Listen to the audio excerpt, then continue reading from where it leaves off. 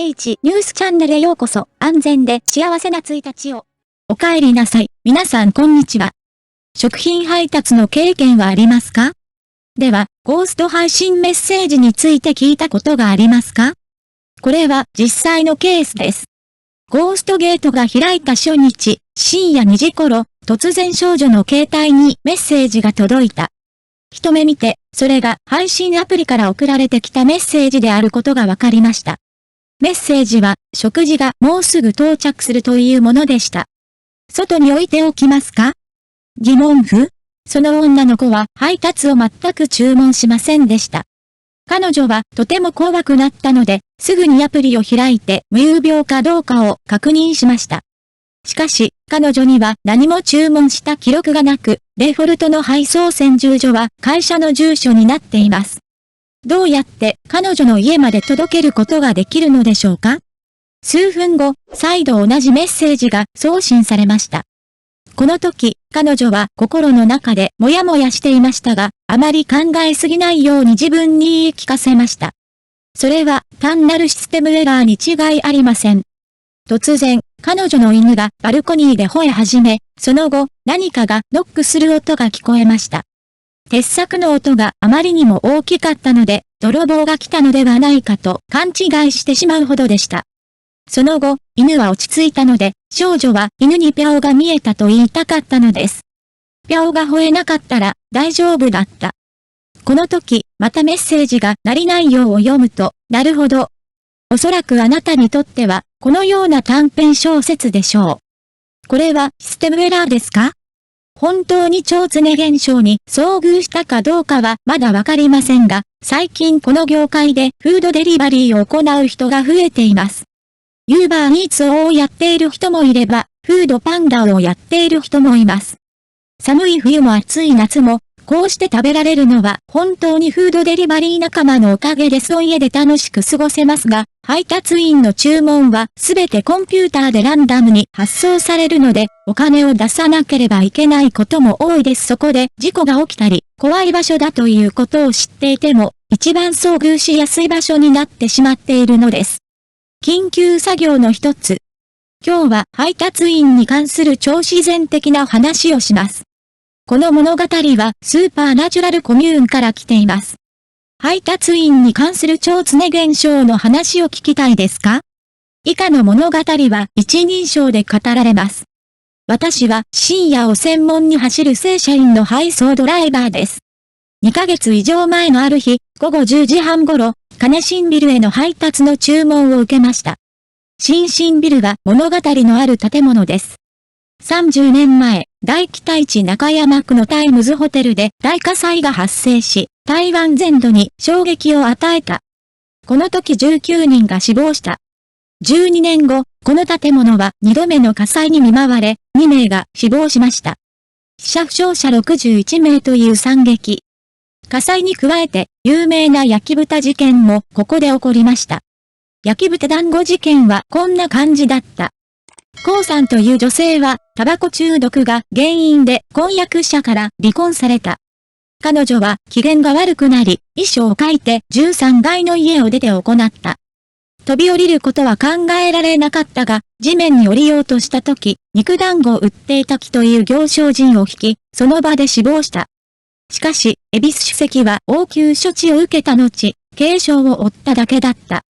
こうしたことが金新ビルに影を落としているため、一時は全国トップ10にランクインしたこともある。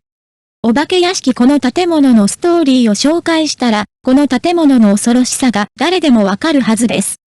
しかし、私たちはまだお金のために弾丸を噛んで建物に到着しなければなりません。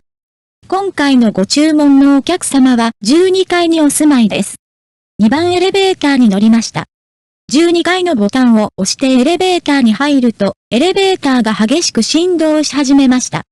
エレベーター階はすでに12階に到着していることを示していたが、エレベーターのドアは開かず、上下に振動した。突然、1分も経たないうちにエレベーターが急激に落下し、6時に動けなくなりました。6階のボタンのランプは点灯したが、ドアはまだ開かなかった。この時はあまりの恐怖に、必死で非常ベルを押し、1階の両側にあるボタンを同時に押しました。まだ応答はありませんでした。エレベーターは正常に戻り、ゆっくりと1階へ移動した。しかしこの時、エレベーターの地下1階で止まった時には、もう全身が痺れて何もする力がありませんでした。何が起こったんだ？エレベーターのドアが開いたが、目に飛び込んできたのはエレベーターのドアに閉ざされた白い壁だった。なんてことだ。もう倒れられないところまで倒れてしまった。ドア閉ボタンを押し続けましたが、ドアが閉まりませんでした。私は目を閉じて6文字の座右の銘を暗唱し始めました。ゆっくりとドアが閉まり、上に動きました。無事1階に到着しました。ドアが開くとそこにいたのはお姉さんでした。管理室。すぐにお姉さんに今の状況を話すと、お姉さんはどのバスに乗ったんですか？私は2番目のエレベーターでお姉さんにこう言いました。お姉さんはこの時、若者はとても勇敢だと言いました。将来ここに送られる場合は、最初のエレベーターに乗らなければなりません。私は不思議そうになぜですかと尋ねました。この時、長姉は2号エレベーターで何かが起こったと言いました。その後、それが見えた人々は、それが陰陽の世界を通過するための扉になったと言いました。ということは、1番エレベーターに座っている人がもっと多かったことに気づかなかったのですか？2番エレベーターが空いているのも不思議ではないと思いました。この時はどうしたらいいの？と言いました。そのお姉さんは慣れた口調で、大丈夫、怖くないなら2番のエレベーターに乗ってください。怖ければ別のエレベーターに乗ってください。大丈夫ですよ。と教えてくれました。再び電車に乗る前に自分がおかしいのではないかと思いました。話した後、お姉さんは注文を取り、2台目のエレベーターまで歩いて行きました。彼女はエレベーター内にコミュニティのお知らせを投稿することになっていたので、お客様に電話しましたが、お客様は応答して、これがあなたの身に起こったと言いました。あなたを迎えに行って、あなたを連れて行くなんて、どうして私ができるでしょうか？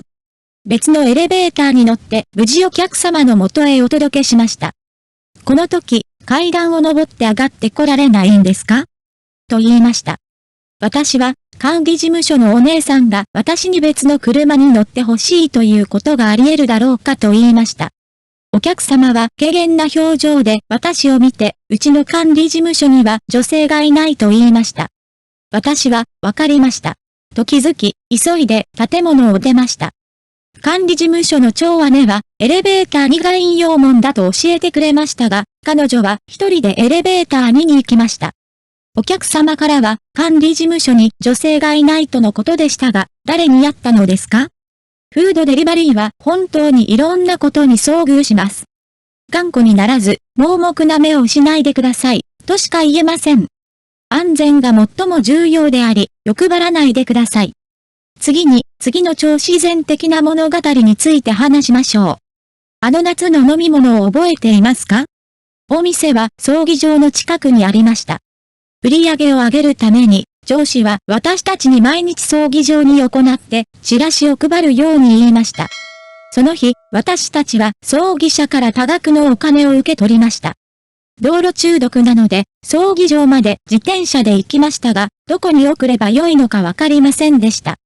ただし、同社は配達時に自分の携帯電話を持ち込むことはできず、配達用電話は精神薄弱者のみと規定している。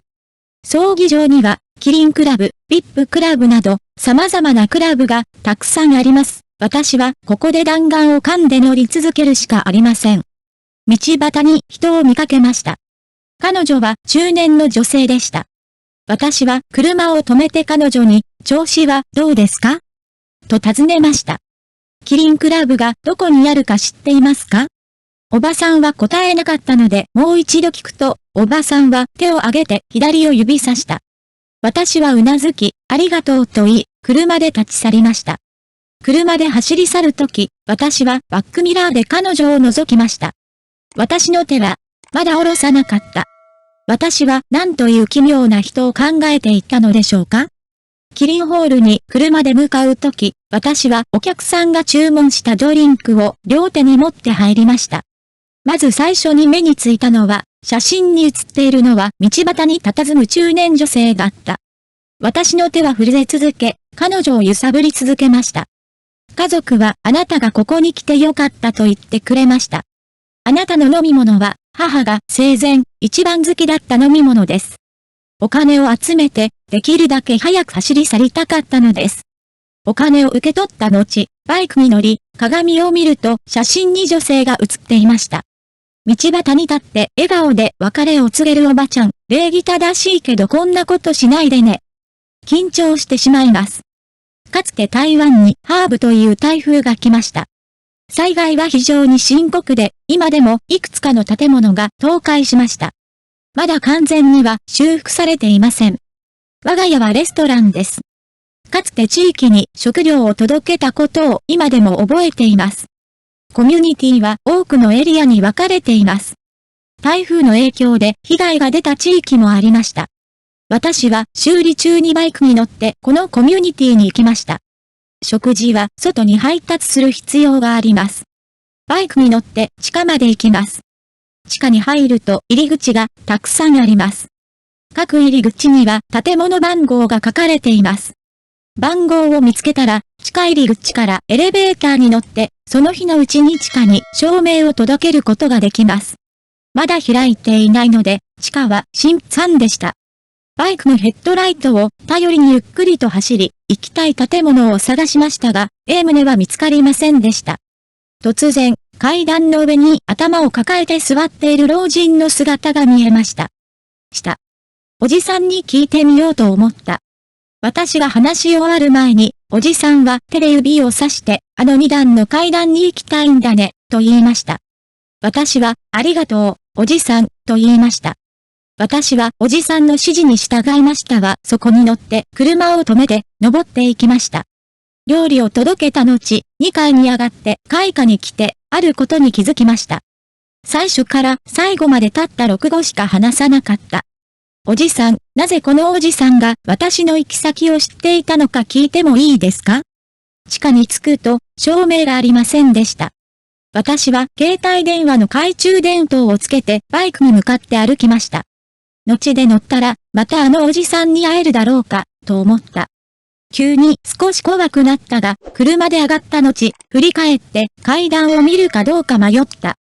結局、私は思わず振り向いて、おじさんが座っていた場所を見ました。年老いたおじは頭を下げてそこに座っていました。私はとても怖かったのですが、おじさん、ありがとう、と叫びました。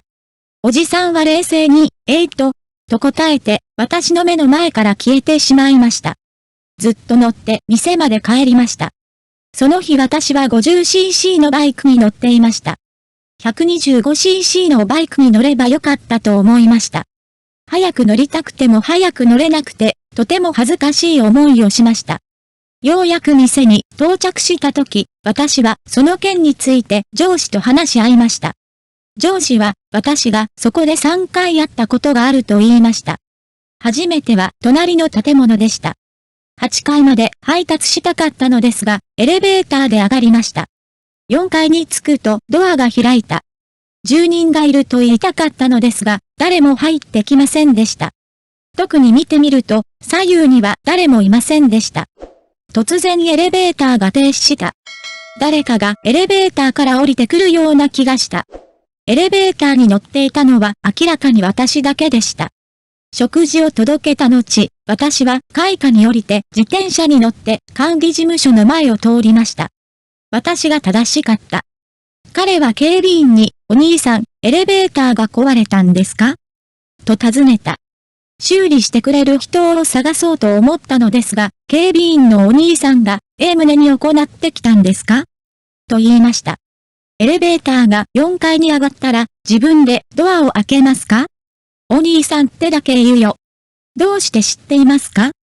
警備員のお兄さんは、大丈夫だよ。エレベーターはいつもこうなんだよ。家族にもう一度言うからね、と言いました。家族。なぜ家族なのか？隣にいた事務局長が何も問題はありませんでした、と黙っていると、おじは再び飛び出してきて、家族に別れを告げるよう頼んだ。これが私の上司に起こったことです。社長と私は同じおじさんに会ったようですが、おじさんは実際には何もしていないので、幽霊が人に危害を加えるとは限りません。幽霊も生きている時はただの人間です。時には人間が一番怖いこともあります。どのような立場の人にも困難や超自然的な側面があると思います。個人的には今でも読書が一番だと思っていますが、それが最も難しいことなのです。勉強していた時に恐ろしい超常現象にも遭遇しました。それを皆さんと共有する機会があります。次に超自然的な写真を紹介します。この写真は高尾の配達グループが投稿したもので、投稿後ネット上で大きな話題となった。彼らはそれが怖いと言います。今すぐお友達と共有して一緒に見てもらえませんか？そうでない場合は、超自然的な写真を一緒に見てもらいましょう。今晩、配達員がこの顧客に食べ物を届けました。ここで、私は暗い路地に入ると、顧客はすでにドアの前に立って食事を待っていることに気づきました。しかし、遠くから見ていると、そのお客さんは人間ではないことがわかりました。彼は驚いてすぐに写真を撮りました。撮影後の写真はこんな感じになりました。それはインターネット上でセンセーションを巻き起こしました。人を死ぬほど怖がらせることができるのは怖い人だけだと誰もが言いました。写真を明るくしましょう。人々を死ぬほど怖がらせるために捨てられそうになったマネキンをドアに投げつける人がいるだろうか？怖かったですか？今日の話はここまでです。下にスクロールして読むことができます。次回を愛しましょう。